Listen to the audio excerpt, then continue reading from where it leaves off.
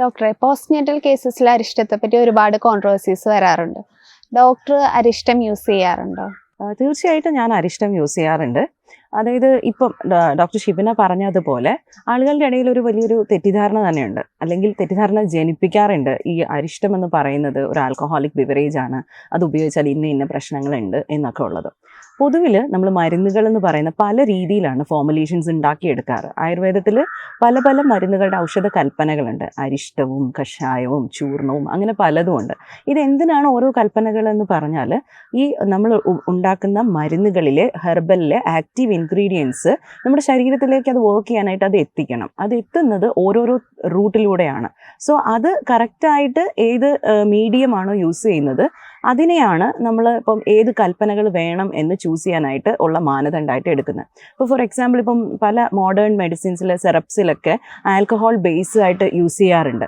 നമ്മുടെ ഈ അരിഷ്ടത്തിലും ഇതുപോലെ തന്നെയാണ്. ആൽക്കഹോൾ ബേസ് ഉണ്ടാവുന്നത് എങ്ങനെയാണെന്ന് വെച്ചാൽ, ഇതൊരു നാച്ചുറൽ ഫെർമെൻറ്റേഷൻ പ്രൊഡക്ഷനാണ്. നമ്മൾ വൈനൊക്കെ ഉണ്ടാക്കില്ലേ, അതുപോലെ നാച്ചുറലായിട്ട് അടച്ചു വെച്ച് കെട്ടി വെച്ചിട്ട് നമ്മൾ കുറച്ച് നാൾ വെച്ച് നാച്ചുറൽ ആയിട്ടുള്ള നമ്മളിപ്പോൾ താതിരിപ്പൂ പോലെയുള്ള ഇൻഗ്രീഡിയൻസ്, പുളിപ്പിക്കാനുള്ള ഇൻഗ്രീഡിയൻസ് കൊടുത്തിട്ടാണ് ഈ അരിഷ്ടം നമ്മൾ പ്രിപ്പയർ ചെയ്യുക. ആൻഡ് അരിഷ്ടത്തിന് റെക്കമെൻഡഡ് ആയിട്ടുള്ളൊരു ഡോസേജ് ഉണ്ട്.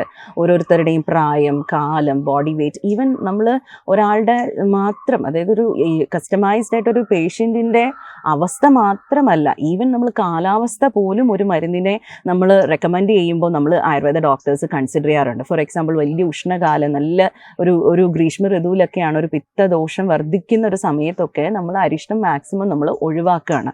അപ്പോൾ നമ്മൾ നമ്മളൊരു അരിഷ്ടം എന്നതിനെക്കാട്ടിലും അതിനകത്ത് അടങ്ങുന്ന മരുന്നുകളെയാണ് നമ്മൾ മെയിനായിട്ട് ഫോക്കസ് ചെയ്യുന്നത്. ഫോർ എക്സാമ്പിൾ, ഡെലിവറി കഴിയുമ്പം എല്ലാവർക്കും ആ ഒരു ഹോർമോണൽ ചേഞ്ചും ഇൻഫ്ലമേഷനും ഒക്കെ നന്നായിട്ട് ഉണ്ടാവും. അപ്പോൾ ഈ വാതദോഷത്തിൻ്റെ ഒരു കോപവും അതുപോലെ ദഹനം എല്ലാം വളരെ കോംപ്രമൈസ്ഡ് ആയിട്ട് നീര് വെച്ചൊക്കെയാണ് ആളുകൾ വരിക. അപ്പോൾ ആ ദഹനമൊക്കെ ഒന്ന് ഇമ്പ്രൂവ് ചെയ്യാനും വായുവിനെ ഒന്ന് ശമിപ്പിക്കാനും ഒക്കെ ആയിട്ടാണ് നമ്മൾ അരിഷ്ടത്തിൽ, പലപ്പോഴും നിങ്ങൾ കേട്ടിട്ടുണ്ടാവും ദശമൂലാരിഷ്ടം, ജീരകാരിഷ്ടം എന്നൊക്കെ പറഞ്ഞ് നമ്മൾ കേട്ടിട്ടുണ്ടാവും. ഇതിൽ ദശമൂലം എന്ന് പറയുന്നത് 10 ഹെർബൽ റൂട്ട്സ് ആണ്. പ്യൂർലി വാദശമനാണ്. ഹോർമോൺ കറക്ഷൻ ആവട്ടെ, ബലം ഉണ്ടാവാനാവട്ടെ, സർക്കുലേഷൻ ഇമ്പ്രൂവ് ചെയ്യാനാവട്ടെ. അതുപോലെ ജീരകാരിഷ്ടം പോലുള്ളവ, ജീരകം എന്ന് പറയുന്ന ഒരു ഡൈജസ്റ്റീവ് അല്ലെങ്കിൽ ഒരു കാർമിനേറ്റീവ് ആക്ഷനുള്ള ദ്രവ്യമാണ്. അപ്പോൾ ഇത് നമ്മൾ ഏത് സ്റ്റേജ് കൊടുക്കും എന്നുള്ളത് വളരെയധികം മാനദണ്ഡങ്ങളോട് കൂടി തന്നെയാണ് സെലക്ട് ചെയ്യുക. ഫോർ എക്സാമ്പിൾ, ഒരു പേഷ്യൻറ്റ് വളരെ ഒരു പിത്തപ്രകൃതിയായ ഒരു പേഷ്യൻറ്റിൽ ഒരു ആയുർവേദ ഡോക്ടർ ഒരിക്കലും അരിഷ്ടമായിരിക്കില്ല അവിടെ കൊടുക്കുക. അപ്പോൾ ഈ ദശമൂലങ്ങൾ ചേർന്ന വേറൊരു ഫോർമുലേഷൻ കൽപ്പന നമ്മൾ വേറെ ആയിട്ട് ചൂസ് ചെയ്യും. ചിലപ്പോൾ നമ്മളത് കഷായമായിട്ടായിരിക്കും കൊടുക്കുക.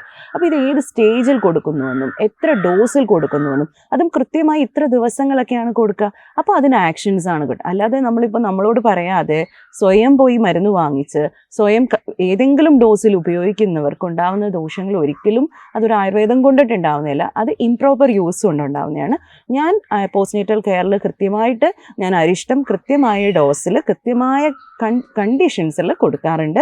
ആദ്യത്തെ ഗർഭാശയ ശോധനത്തിനായാലും അതുപോലെ തന്നെ അവരുടെ ദഹനം ഇമ്പ്രൂവ് ചെയ്യിപ്പിക്കാനായാലും അവരുടെ ബലം കൂട്ടുവാനായാലും വാദശമനത്തിനും ഒക്കെ ആയിട്ട് അരിഷ്ടം കൃത്യ ഒരളവിൽ, അതും ഒരു ഇത്ര ഡേയ്സ് ഒക്കെയാണ് നമ്മൾ യൂസ് ചെയ്യുക. ആ ഡേയ്സ് എത്ര നാളെന്നുള്ളത് അവരുടെ ബോഡിയിലെ സിംറ്റം കംപ്ലീറ്റ്ലി അതിൻ്റെ ഇമ്പ്രൂവ്മെൻറ്റ് കാണുന്നതിനനുസരിച്ചാണ് നമ്മളത് സ്റ്റോപ്പ് ചെയ്യുന്നില്ല, വിഡ്രോ ചെയ്യുന്നത്. അപ്പോൾ തീർച്ചയായും അരിഷ്ടം യൂസ് ചെയ്യുന്നതുകൊണ്ട് പോസ്റ്റ്നേറ്റൽ കെയറിൽ ഒരു കുഴപ്പവും ഉണ്ടാവാറില്ല. കൃത്യമായിട്ട് ഒരു ഡോക്ടറെ കൺസൾട്ട് ചെയ്ത് തന്നെ ഉപയോഗിക്കുക എന്നുള്ളതാണ് മനസ്സിലാക്കേണ്ട കാര്യം.